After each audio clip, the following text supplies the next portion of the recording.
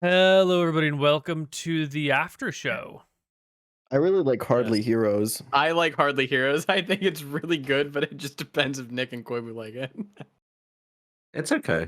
It's not Don't bad. hate It's it. like hardcore heroes, but we're hardly heroes. I mean, it's kind of it's not bad. It's really not. Yeah, that I bad. suggested during the break we should do something containing the word outcasts because that's the central theme of the It characters seems so like far. it's a hard word to bring together, though. Mm-hmm. I posted like a bunch. You got the outcast outlaw, the outcast oracle. You know, you can bring it together. The outcast odyssey feels quite good, or the vagabond voyage, the vagabond. What about Odyssey of Outcasts? See, that sounds better than anything else that's been recommended in the Outcasts area. I like Hardly Heroes. I It's like grown on Hardly me. Heroes too. Hardly and Heroes, then yeah. I It's think we pretty can good. change the name if like it gets crazier or better, you know? But we'll see. We can talk about it later. The best bums. The best bums. Means something else in England, though. What does it mean?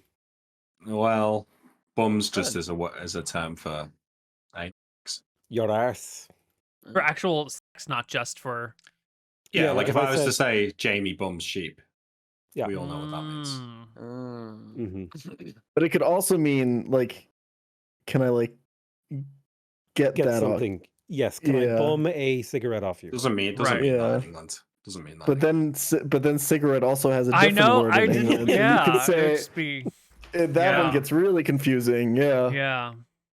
at That's a the risk of classic. getting demonetized. Maybe this is the after show. We can say it. Don't Is- no, don't No, say don't it. Don't say No. it. Yeah. I disavow. Okay, I got a question. Am I getting the group there? Questions. What? DePokes for Mooten, Nick, and Neil. What would be your favorite moment to have animated near anime style from Toss? I'll kick over mine, which is the Tyrael versus Death Knight under the Ice Sphere.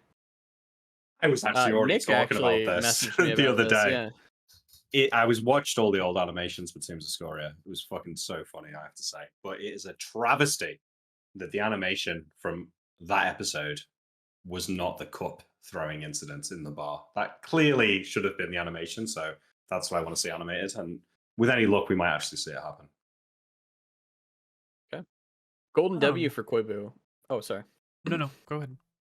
Golden W for Koibu. There are several new locations being added into the universe in the last few campaigns. Rabara, the Dardanelles, etc. How do you blend in new places into the world without it feeling disconnected to the already well-established world, despite those new places having not been mentioned during a previous campaign? Well, if I think I you, asked this already. yeah, this kind of feels like a little similar.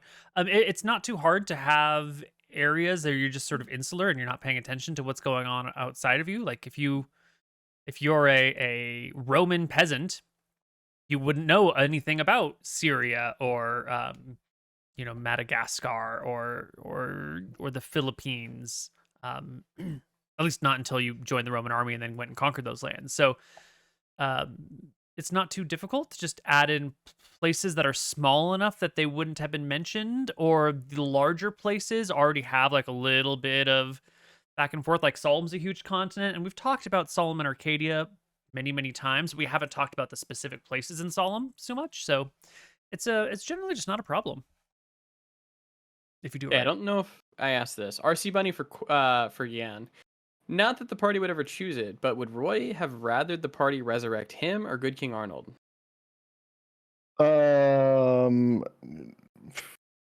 Before he died, he would have said Good King Arnold. After he died, he would have said himself for sure. He just wants to go Zexalith home. for Koibu and Potato. What did the cave, hag, witch, Atropos whisper?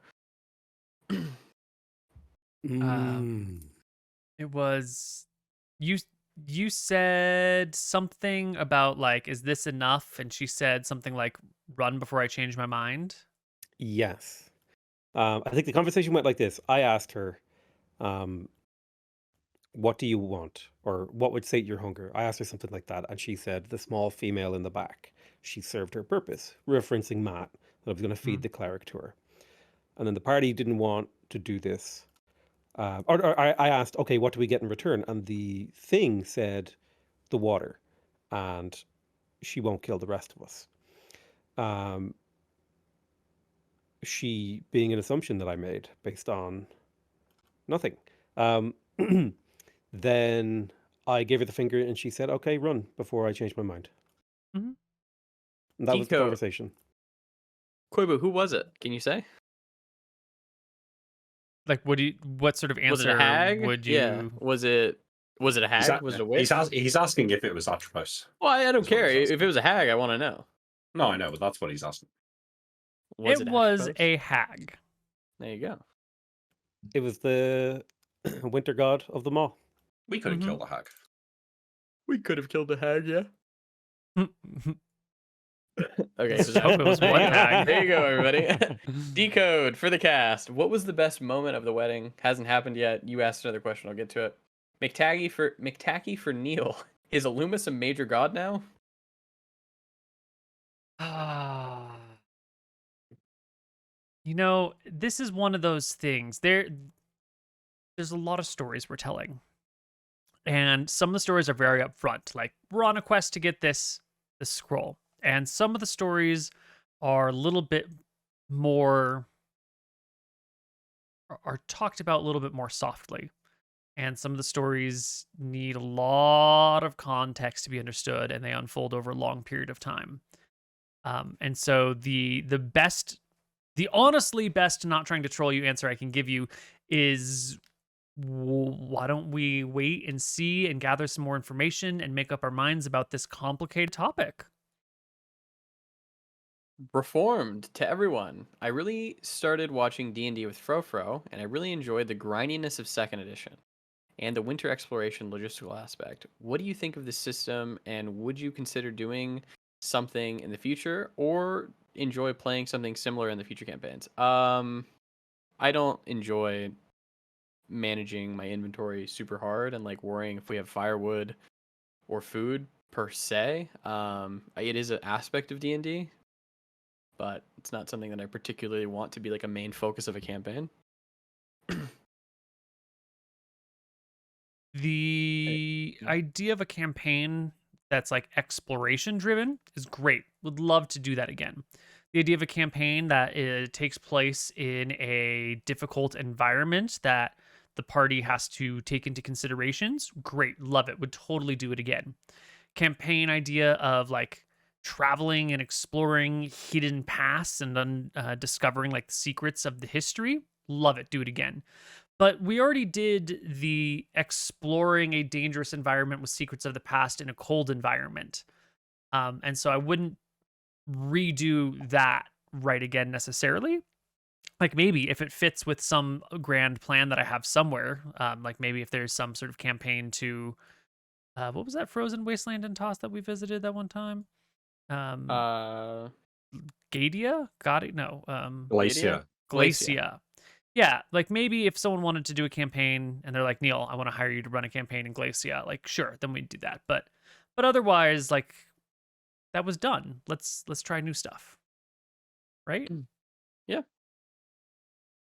Greasy for the cast. If you could design your own trial for any of the deities, the Maw included, which would you pick and how would one pass your trial? I would choose Jexel and have each member flip a coin. If 2 or more can predict heads or tails, you pass. I like that idea. I would do Bellum. You have to choose 2 party members to fight to the death. I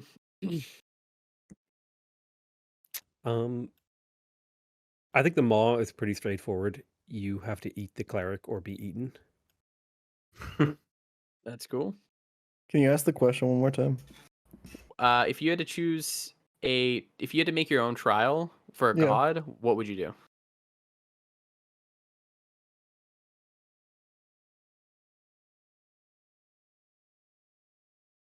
Maybe a trial for Rohi. How long could you hold your breath? Mm. I would do for Jexel, but a drinking contest against the other cleric. Because he's the god of wine and luck, right? Mm-hmm. There you go. Mint tea for Neil. If Illumis is a major god, what does that mean for his sister, Relkor?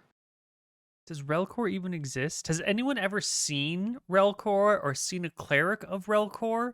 Or is she just some concept that people have put in to balance out Loomis? Or is Relkor sort of like, or Relkor and Loomis sort of like Mathis and Saphia, gods who are sort of twinned and two sides of the same coin thing? Is Reluna real? Is Reluna even real? Or is that some sort of, you know, are the gods even real? I mean, the gods are real. They answer your prayers. They give you spells. But has anyone seen a cleric of Reluna? Is she real? Don't know. Don't think I've seen one. Decode to the cast.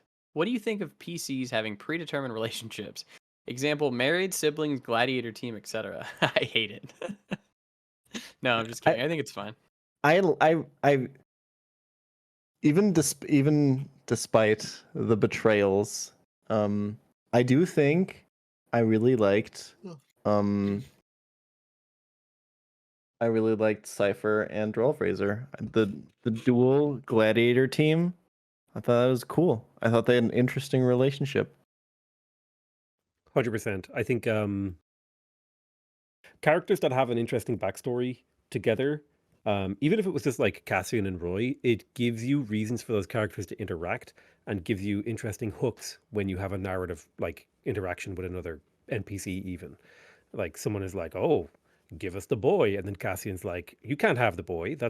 I'm protecting him, right?" And that just it makes playing the characters a little bit more easy and a little bit more interesting. And yeah, I think it adds to the characters. One thing that I should probably do more is have my character have like NPCs that he cares about. Like a lot of the time, I'm just like, I only true. care about the like. I should have like a wife and kid somewhere or something sometime. You know what I'm saying? It's a good idea. Oh, we've never really had that, huh?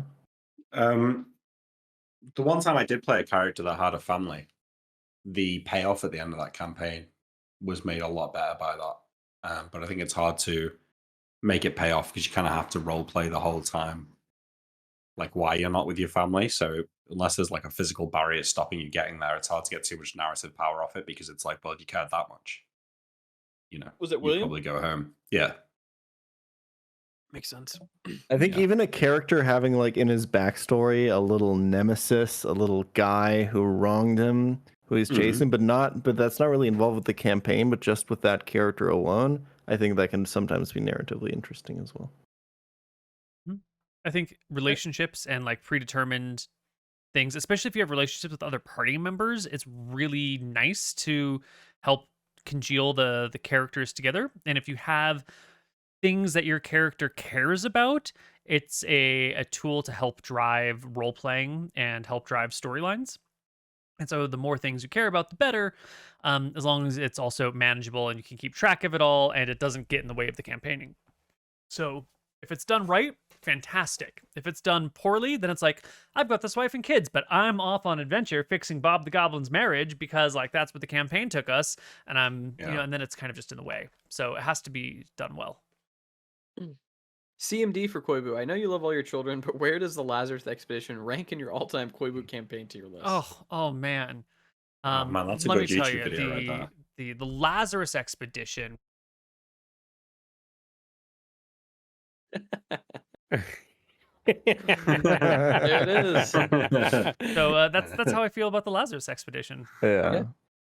The Destroyer 130 for Mr. Neil as well. Let's say you're really starting to notice that one or more of the PCs are turning out underpowered relative to the rest of the group. Is there anything you would do behind the scenes to compensate, or would you rather have the player handle it? To everyone else, how would you handle having an underpowered PC? I would just roll fucking nat 20s on my goddamn fist. Okay, that's what I would do. Okay, Archie was not underpowered. I think you just accept that you are a limp noodle and that is so not everyone can be the ultra, chisels, chin, breaking diamonds guy. Sometimes you are just like a mid-tier hero. I think what you should try and do is find an encounter that's suitably deadly.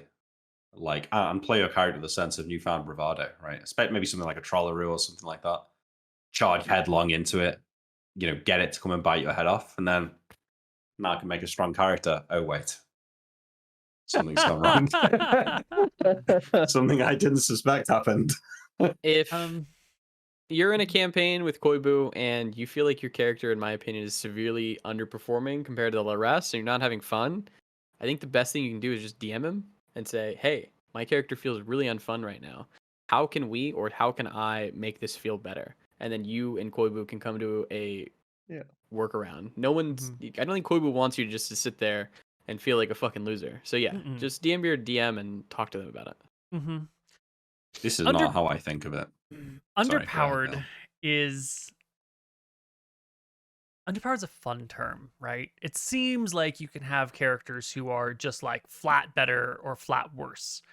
And I want to challenge that notion and say that like you might say that this character is weaker in combat generally than these other characters, and that's a pretty decent statement. But there's a lot more to the game than combat. So you can have a character who is maybe like weak in combat, but excels in role playing or excels in getting the players to their objectives or organizing the party, or like as long as everyone's having fun, it's great, right? As long as everyone is enjoying their time at the table, we're all doing the right thing. So I don't think your combat strength necessarily matters that much unless you really are not enjoying having a weak combat character. In which case, first off, it's your fault because you made a shit combat character and you love combat. So what the fuck did you make a piece of shit character for? Nick? And secondly, we can solve these things. We can change combat styles. If you're weak as a fighter, like a melee fighter, well, what if there's more ranged situations? What if the party's using artillery? What if there's more situational advantages that can be given?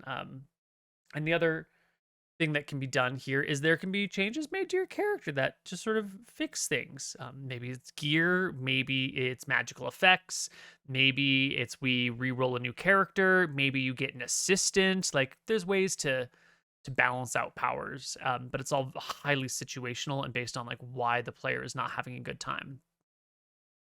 True. You don't always have to be like a combat powerhouse. You could also, be man combat, but like John was really good at like talking to people and like sly and whatnot. John did Right. great and wonderful things. That's right. Can I have an example? You fucked the lady, Nightingale. That's true. That was pretty wonderful. More wonderful for her. But You rolled a really bad con check, I remember. You did. yeah, that was on You- purpose, though. He knows how to pull his punches. You prevented MrMouton's character Nilrum from mass murdering thousands of children. True. Yep. That was my highlight of the campaign. That scene. You should have let me do it. It would have been was for the greater good. Nah, fuck that. I should have cut your throat. The greater good. And no one would have unlocked the door. We'd all still be playing tied to death right now. True. Ignorance for everyone. If you could go back in time, to when you first started playing D&D and give yourself one bit of advice regarding the game or your approach to it, whether big or small, what would that be? Let's assume no bad/weird butterfly effects happen due to this. Kill Nilrum as soon as possible. Don't Just drown him. Just fucking... don't open the door to the fucking Death Knight. I would just tell them don't open the door, and then you'd just be really confused for a long time. Yeah. Yeah, I'd in give- terms of like actual advice, I can't think of anything. But so I guess I would just say, just remember to close the door. Sell there you go. Bitcoin at You close 25k. the door. Yeah, mine's to close the door. Yeah. In real advice, it would be something like, don't be afraid to like lean into the character really hard, even if it means like you get yourself killed. Yeah. Because I kind of didn't know what to do with Sail for a very long time, and I was kind of just like it was like a teenager character, right? I was kind of trying on different styles of things I was trying out. So maybe I should have picked the harder direction and just really leaned into it. I have a question. Koibu, can you just give us a quick little, maybe what would have happened if Good King Arnold would have got resurrected?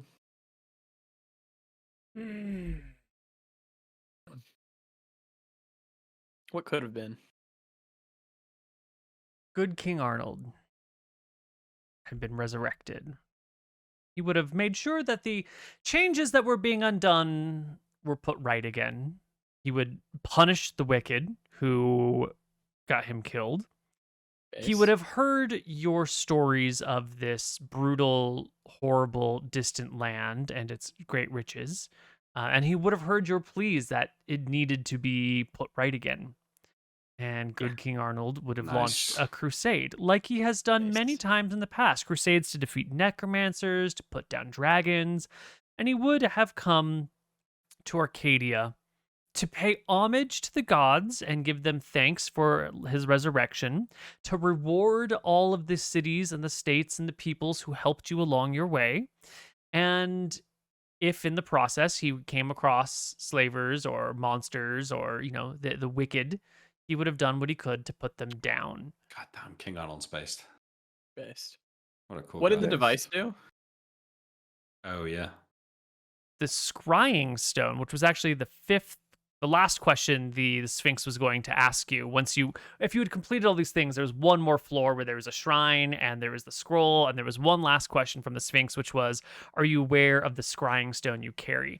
And, she was kind of right. Julia Farsier it's a device used to communicate over distances or to scry over distances. I don't think I would have had a problem with it. Yeah. It's totally what it is. But she was using it to watch the party's adventure. Yeah. It was a window or a tool to help her, like, I want a clairvoyance on the party, but I need a beacon to go to. Boom. Okay, now I can just cast a spell and see what everyone's up to. Yeah. Totally gaslit me. I said to her, it was like, why wouldn't you surely you've got better ways to contact the Stormtide Kingdom. True. Damn it. But I don't think it matters if she was scrying on us.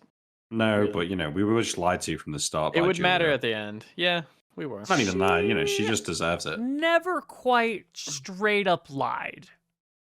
Okay, bro. She was You chill. say so. She sent people to kill us, so I mean. She wanted the scroll to be brought back to her. Oh, and I said I was here to help you. I thought having you murdered was part of helping you. That was part of my plan. I thought that was part of it. Sorry, that's my mistake. All right, so maybe she lied a little bit, just a little. Yeah. A little. Farron to the cast. How did you first hear about Koibu campaigns, and what got you into them? Destiny. Destiny. What got me into Koibu campaigns? Me. It was MrMouton invited me. StarCraft. Dark Range. Rivera, for everyone, what is one mechanic in D&D, be it 5th or 2nd, that you dislike the most, and why? I remember in TOS days, the cast really hated the overbear/pin down mechanics. Yeah, I still hate those. They're trash, and they need to be rewritten. They're absolute garbage. The rules as written are okay, as we found out in the King Guild. Oh, fight. that is true, actually, yes. Yeah. The rules is written, actually. And you know what, Nick? That's how it usually is. They actually had a lot of it right. The issue was when we fucked around with it. I think Change it's the rules, really we're easy let's to look. house rule this. Then it. It's easy to look at one thing in isolation and be like, that makes no sense. Let's not do it like that. But what you don't realize is they were on some fucking cosmic balance shit going on with this They whole were. system. All kind of fits together. Because, in theory, Stone Skin, well, if you roll a 1 to hit, why would you break a Stone Skin charge? Because you've clearly missed them. So why would that break a Stone Skin charge? Yes, that makes sense. Let's just say, okay, you need to hit Dex AC to knock a charge off. 3 years down the line, you're in a completely broken thing with everyone just constantly casts Stone Skin and it breaks every encounter. Sure. So I think Stone Skin is my number one disliked mechanic over the years, I think. Oh, wait, no. The worst thing in 2nd edition is the rules around what spells break invisibility. It is so confusing and so if they just wrote less, it would make a lot more sense. But they've added some really random words in there that just confuse the hell out of me. Yeah. I also think invisibility should be broken if you are hit. I think if agree you with are, that. Absolutely. I think Why? any sort of exertion on the part of the invisible person, be that having to lift a heavy thing or getting hit by a weapon attack, should break invisibility. You're just talking about concentration there. Yeah, I don't think that greater invisibility should get broken by it, but I think Not regular greater invisibility, should. But Yeah. regular invisibility is super, super strong. And I think if you're an invisible person running down a crowded city street and someone bumps into you, because it's a crowded city street and you're invisible and they don't see you, and it's like, a real bump, not just like a gentle bump. Yeah. I Not think like that you're should break waiting your way invisibility. through, but like you're running down the street and someone accidentally runs into you and you Yes. go boom. Yeah, I think I agree with that. Yeah, because otherwise, like, you could just, I'm not going to make any attacks. I'm going to stay invisible, and I'm going to like run through this enemy army, even though they're like whacking at me. And some of them might hit me, and some of them might, like, I might run into a shield here or there. But as long as I don't make an attack, I can stay invisible. Like, invisibility needs to be broken more easily across the Agreed. board. But what about you're like if you're it's concentration. You're talking about constant. Like I agree. There's maybe some spells in 2e would benefit from. you can some cast sort of invisibility on concentration rule someone like though. that. I agree. I think you should have but- stages of concentration. You should have light concentration, which is you can cast this spell and then you can go about doing your other stuff without worrying about it, including casting other spells. But if you like fall unconscious or certain things happen, it breaks it. And then you should have like heavier concentration where you can't cast other spells or you have to like keep chanting. Like there should be 2 or 3 stages of. I have a little magic system I'm working on the side. We could talk about it forever, but let's not. Small little magic system. Just a little magic system. Okay. Laurentium for Nick. Why do you not want to play a dwarf? Have classic hardcore heroes characters like Redbeard and the Band of Invisible Dumbfox, or Zinli or Count Ironhide just tainted the entire race for you, or is it just an archetype you don't want to RP? There's a few reasons why I dislike dwarfs. So the stuff you've just talked about the NPCs and hardcore heroes, like that's a meme. I do dislike Neil's dwarven NPCs. They're crotchety, they're needlessly aggressive. But okay, I've kind of come to terms with that over the years. Yes. I just think that there's quite a lot about dwarves that I just don't find that interesting. Like number 1, it's kind of all underground, probably, or a lot of it is. Number 2, no arcane spellcasters. Number 3, everyone's kind of a stereotype in a way.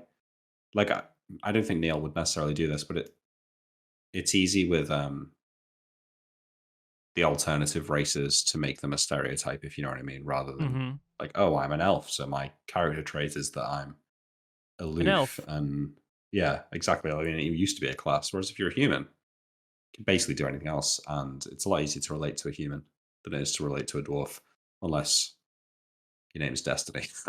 Fucking got him. Fucking got him. For Koibu, are you happy with your ability to direct the player's focus on parts of the game you think are interesting? Can you think of a specific DMing strategy you have developed for this purpose, or memorable moments where players veered off? Totally. So what you do is whatever the players are looking at is the most important thing in the world, and that's where the fun is. You don't direct the player's attention, the players direct your attention. And so when the players are like, hey, let's go hit up that brothel, and you're like, really? You want to hit up that brothel? And the player's like, yeah, let's go get some like, whatever. Then that's what your campaign's about now, dude. You're now playing Brothel Simulator 101. And if you're not comfortable with it, you can make it uncomfortable for the players. But if they lean in, you lean in. That's why when your players are mimicking the Gestapo and trying to throw race riots, you lean in and you're like, okay, you want to be the Gestapo and you want to throw race riots and you want to like try and mass murder people? Sure. Let's talk about it. And then your players get really fucking uncomfortable and like, wait a minute, I didn't really mean it. I just wanted to do it funsies. And then you're like, no, you wanted to be mass murderers and psychopaths? Let's be mass murderers and psychopaths. It's like a Rick and Morty episode. Yes. You lean in on all We're gonna the break him things. on Cosmo's Kitchen. Dude, We're you might working on it. already have. I think we need... I don't know how we're gonna do any more Cosmos Kitchen at this point. Yeah. Like I think it became too unhinged. we've sort of I reached got peak lots of kitchen. plans for Kenji. Well, we can still. I think we just need to reset on the weirdness slightly.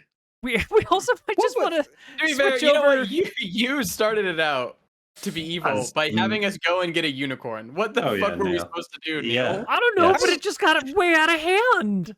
I also Our want to last say, episode wasn't and that evil. it actually, and I actually, I'm gonna stand. You guys know that meme of the guy standing up in the court? I'm gonna say it right now. I don't think that last episode was that weird. I think we No, handled it it very wasn't. tastefully. I agree. You guys kept making it weird. I wanted to get into an emotional, committed relationship with Yes. a dragon, and you guys kept talking about weird Yes. shit, Boning. okay? You made it weird. Good. Angus is a good, kind-hearted man. and he needs a woman in his life. Literally a dwarf. For all the players, if you could time pull an event relating to the Lazarus Expedition, what would it be and why? I would Wait, time pull, say it again. time pull an event relevant to Oh. Lazarus Expedition. What would it Okay. be and why? I want to. I want to see that Nadina's clerics fucking the moment she got that level 9 scroll. I want to know Oh, what the yeah. fuck happened there. Mm. I'd like to see what happened to the other survivors from the ship. Mm. They're slaves. I There you want to go. time pull the moment the horse gets turned into a human. Mm. That horse is going to go to that pyramid, get that scroll, and single-handedly resurrect King Arthur. Yeah, the expedition's not over yet. The horse lives. There's still Cassian hope. technically alive, you know? Let's roll I a want to. Let's see the guy's luck. Okay, that's pretty good. Hey, and are we gonna roll a 2?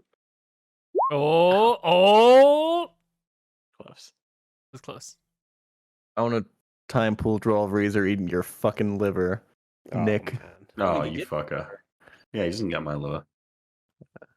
We'll wait for that zombie to like decay, and then we'll go back. How long does that quest spell last? Permanent, it says. Genuinely permanent. It was permanent? Yeah, you Permanent. raise these things and then they're with you for, they're there. I guess that was kind of the point of the cleric. Huh? Yeah. Jesus. Yeah, that's it. We'll be back on I don't know what day the video is gonna get posted. Yeah, you but know. we're not going to have anything for the rest of the month because we're we'll all be away. doing. Yeah. Mute's wedding. We're doing a thing, guys. We're doing a wedding and then a real life episode. But I think our next session is like the 13th of September. I think that's the next session that we have scheduled, yeah. Yeah, so is it a little There break? will be videos being released. We're going to be doing 2 live episodes that are recorded and then put onto YouTube. So yeah, those will be released at some point. Okay. Cool. That's it. Ciao. Bye. Thanks for watching the Lazarus Expedition, guys. Patreon.com/. I hope you had. Yeah, I hope the ending was satisfying. Get fucked. We'll see you on the Reddit. Potato will be in there. that I'm Alright. pre-trenching. I've got copy pastables. Genuinely, thank you all for watching the first campaign of the Save or Die YouTube channel. This has been fantastic, and I look forward to this next big campaign so much, and I look forward to playing Growl. Yeah. I just don't know how I'm going to start this campaign off with a shipwreck. Like in a swamp. It's tough. No, like a boat wreck. Like it's not an Yes. actual ship. It's just like a little river boat that like Just crashes. Two boats that crashed into each other. Some of you are on one boat, some of you are on the other boat, and you hit into each other. Yeah. All right. That's it. That's how it starts. Catch you next time. See you guys. Bye bye.